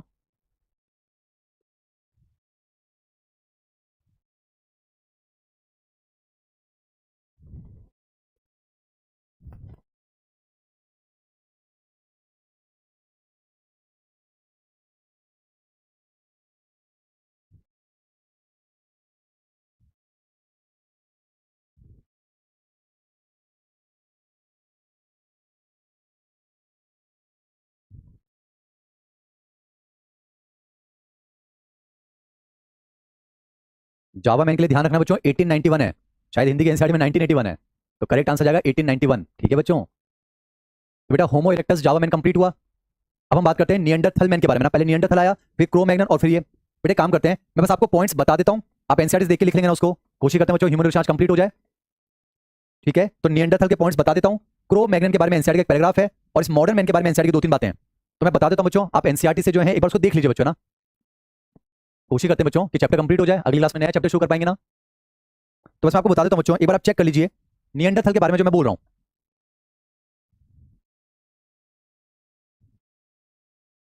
तो नियंडरथल के बारे में बच्चों कुछ पॉइंट्स बोल रहा हूं, एनसीईआरटी में देखिए, अंडरलाइन कर लीजिए बच्चों। बच्चों समय इंपॉर्टेंट है ना। करेक्ट होगा बेटा 1981। ठीक है ईशा, बेटा करेक्ट होगा 1981। हिंदी के एनसीईआरटी में 1991 या ऐसा कुछ लिखा हुआ है, तो ध्यान रखना बच्चों ना। अब मैं नियंडरथल के बारे में पॉइंट्स बोल रहा हूं, आप सुन लो, आप बाद में लिख लेना बच्चों ना। जैसे कि पहला, they lived near east and central Asia between 1 lakh to 40,000 years back. Brain size थी बेटा उनकी 1400 सीसी। ब्रेन साइज थी 1400 सी। बच्चों ये कीवर्ड्स हैं, ध्यान रखना, एग्जाम में काम आएंगे ये। बेटा कीवर्ड्स हैं, अगर आपको वर्ड मिल जाए ईस्ट अफ्रीकन ग्रासलैंड, सीधे आंसर जाएगा ऑस्ट्रेलोपिथेकस। 4 feet Australopithecus. याद आ रहा है बच्चों? Ethiopia, Tanzania, Australopithecus. Taung baby, Australopithecus. अगर बढ़ा जाए ईस्ट और सेंट्रल एशिया तो फिर नियंडरथल। ये कीवर्ड्स हैं प्यारे बच्चों। तो नियंडरथल के बारे में कुछ पॉइंट्स बोल रहा हूं बच्चों, आप वो लिख लेना। They lived near east and central Asia between 1 lakh to 40,000 years back. Brain size था 1400 सीसी। They used hides. बेटा हाइट्स का मतलब है जानवरों की खाल, क्योंकि सौ में आ गया बच्चों कि हम जानवरों को मार ही तो रहे हैं, तो फालतू में जो है बिना वस्त्र के घूम रहे हैं, कहीं भी चोट लग जाती है, निशान हो जाता है। तो इन्होंने क्या किया, जानवरों की इन्होंने खाल निकालना शुरू किया। बेटा समझिए ना, थोड़ा इंटेलिजेंट तो हो गया ना, इंटेलिजेंस बढ़ गई, और जानवरों को मार ही रहे थे। तो नियंडरथल ने जो है एनिमल की स्किन को निकालना शुरू किया और उससे शरीर को ढकना शुरू किया, छिपाना शुरू किया। तो बेटा एनिमल स्किन को कह रहे हैं हाइड, पर ध्यान रखना यहां मकसद जो है बॉडी को प्रोटेक्शन देना था बच्चों ना, तो ये पॉइंट आप ध्यान रखेंगे। They used hides to protect their body.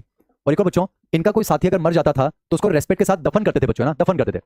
They buried their dead. Reason मैं आपको समझा देता हूं। They believed in the immortality of soul बच्चों, आत्मा अमर होती है, इस बात में ये माना करते थे। तो ये पॉइंट आप नियंडरथल को लेकर लिख लेना बच्चों। मैं फिर बोल रहा हूं, they lived near east and central Asia between 1 lakh to 40,000 years ago. Cranial capacity जो है बच्चों 1400 सीसी। एनिमल की स्किन हाइट्स को यूज करते थे अपने आप को बचाने के लिए। और बेटा दे बरीड देयर डेड, ऐसा कुछ। तो ये नियंडरथल के लिए आप ध्यान रखेंगे। क्रो मैग्नन के बारे में बच्चों एक पॉइंट आप लिख लो, 1650 सीसी। एनसीईआरटी में नहीं है पर आप लिख लीजिए। क्रो मैग्नन के लिख लीजिए बच्चों 1650 सीसी। क्रो मैग्नन के लिए बेटा 1650 सीसी। अब समझिए, भयंकर इंटेलिजेंट हो गया था बच्चों, भयंकर। तो इसने सोचा हम जंगलों में क्यों भटक रहे हैं, तो इसने बेटा गुफाओं में रहना शुरू किया, गुफाओं में, केव्स। तो इसने ये भी सोचा, बहुत इंटेलिजेंट हो गया ना क्रो मैग्नन, 1650 सीसी, हमसे ज्यादा इंटेलिजेंट। तो बेटा इसने गुफाओं में रहना शुरू किया। फिर सोचता था हम इतने इंटेलिजेंट हैं, हम जानवरों को शिकार करने को जा रहे हैं, तो बेटा इसने शिकारी कुत्ते पाल लिए। यानी फर्स्ट टाइम पशुपालन, डोमेस्टिकेशन इसने शुरू किया, पर गाय भैंस नहीं बच्चों, इसने शिकारी कुत्ते पाले कि जाओ हमारे शिकार पकड़ के लाओ। अब बैठे बैठे बोर होता था तो क्या करता था, चित्रकारी करता था बच्चों। हाँ, तो गुफाओं की दीवारों पर ये चित्रकारी करता था, ऐसा कुछ। तो ये तो आपने लिख लिया बच्चों 1650 सीसी। ये भी याद रखना, पहली बार जो डोमेस्टिकेशन है, पर ध्यान रखिएगा डॉग्स फॉर हंटिंग, वो क्रो मैग्नन ने शुरू किया और गुफाओं में रहता था, वहां पर चित्रकारी करता था, दैट्स इट।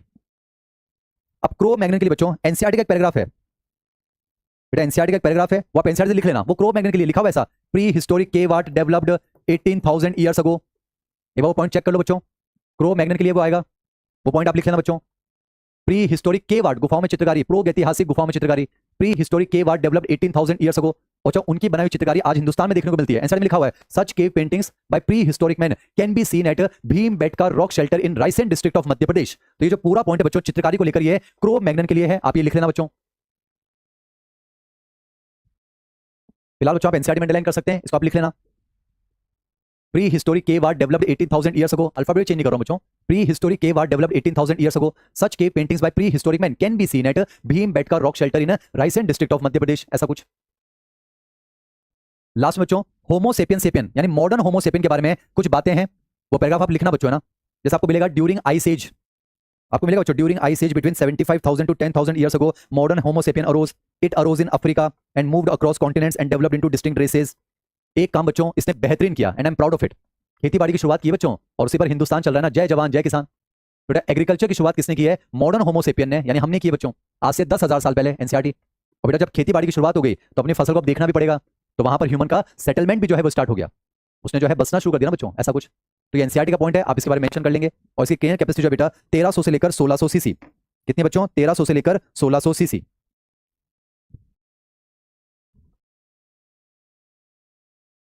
तो बेटा जो ह्यूमन इवोल्यूशन का जो हमारा चार्ट है ये ऑलमोस्ट कंप्लीट होता है। इस चार्ट को आप पढ़ लें, एनसीईआरटी पढ़ लें, काम हो जाएगा बच्चों, है ना। अब मैं आपको जो एनसीईआरटी का एक और पॉइंट बता रहा हूं, सुनिएगा, 2 मिनट लूंगा, एनसीईआरटी का पॉइंट सुनिए।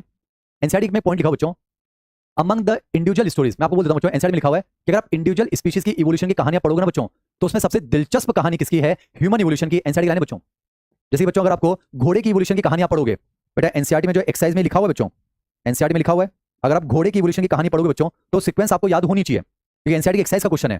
तो आप बेटा घोड़े के लिए याद रखना, EO हिप्पस, EO हिप्पस, Mesohippus, Merychippus, प्लियो हिप्पस, और उसके बाद है बेटा इक्वस इक्वस। आज वाला घोड़ा ये बच्चों, Eohippus, Mesohippus, Merychippus, Pliohippus, Equus Equus. तो ये चीज आपको ध्यान रखनी बच्चों ना, क्योंकि एनसीईआरटी में पीछे क्वेश्चन है बच्चों, क्या आप किसी की इवोल्यूशन की कहानी बता सकते हो, जैसे कि हॉर्स, तो आपको हॉर्स की इवोल्यूशन की कहानी याद होनी चाहिए। और बेटा नीचे से ऊपर की तरफ पढ़ना होता है, यानी सबसे पहले ईओ हिप्पस, उसके बाद मीजो हिप्पस, फिर मैरिक हिप्पस, फिर प्लियो हिप्पस और फिर इक्वस इक्वस। तो ये तो बेटा घोड़े की इवोल्यूशन की कहानी है। पर एनसीईआरटी क्या कहती है? अगर आप इंडिविजुअल स्पीशीज की इवोल्यूशन की कहानी पढ़ोगे बच्चों तो उनमें सबसे दिलचस्प कहानी है ह्यूमन इवोल्यूशन की, and it appears to parallel evolution of human brain and language. बेटा एक चीज समझिए, जैसे जैसे आपने देखा ह्यूमन का इवोल्यूशन हुआ, ये लास्ट लाइन बच्चों, जैसे जैसे ह्यूमन का इवोल्यूशन हुआ, ह्यूमन का ब्रेन भी तो डेवलप हुआ ना बच्चों। और जाहिर बात है जब ब्रेन का डेवलपमेंट हुआ तो भाषा की सुनने समझने की शक्ति भी तो डेवलप हुई ना बच्चों। जैसे समझिए जब ब्रेन की कैपेसिटी कम थी तो भाषा इतनी कॉम्प्लेक्स थोड़ा होगी, बस बोल लिया करते होंगे हुला लाला झिंगा लाला, ऐसा कुछ। बेटा ज्यादा कॉम्प्लेक्स लैंग्वेज नहीं रही होगी ना। पर आपने कहा जैसे जैसे ह्यूमन का इवोल्यूशन हुआ बेटा ब्रेन का डेवलपमेंट होता गया, तो साथ के साथ लैंग्वेज का डेवलपमेंट भी तो हुआ है ना बच्चों। तो आपने देखा ब्रेन और लैंग्वेज का इवोल्यूशन कैसे हुआ है, समानांतर हुआ बच्चों, ये पैरेलल इवोल्यूशन का एग्जांपल है। तो एनसीईआरटी में लिखा बच्चों कि इंडिविजुअल स्पीशीज के इवोल्यूशन की कहानी अगर आप पढ़ोगे तो उसमें ह्यूमन इवोल्यूशन की कहानी आपको सबसे दिलचस्प लगेगी, and it appears to the parallel evolution of human brain and language. बेटा आज ब्रेन का इवोल्यूशन इतना बढ़िया हो गया है तो भाषा भी तो बहुत बढ़िया होगी ना बच्चों। न जाने कितने तरह की भाषा हम सुन सकते हैं, समझ सकते हैं या फिर बोल सकते हैं, ऐसा कुछ। तो बेटा इसी के साथ जो है ह्यूमन इवोल्यूशन भी कंप्लीट होता है, इवोल्यूशन चैप्टर कंप्लीट होता है बच्चों। टाइम निकालकर हम टेस्ट पेपर का डिस्कशन भी करेंगे, और नेक्स्ट क्लास में बच्चों जो हम चैप्टर शुरू करेंगे वो होगा ह्यूमन हेल्थ एंड डिजीज। बच्चों बेहतरीन चैप्टर होगा, मेरे साथ आप जुड़ जाइए तन और मन के साथ। तो आज की क्लास को यहीं पर एंड करता हूं। मुझे एक बार बच्चों जल्दी से लिख कर बता दीजिए कि आपको मेरी क्लास में समझ में आ रहा है, कि आपको सब्जेक्ट से प्यार हो रहा है। जल्दी से मुझे एक बार लिख कर बताइए, फिर अगली क्लास में मैं आपके सामने एक बेहतरीन टॉपिक लेकर आऊंगा, that is human health and disease. That's it बच्चों।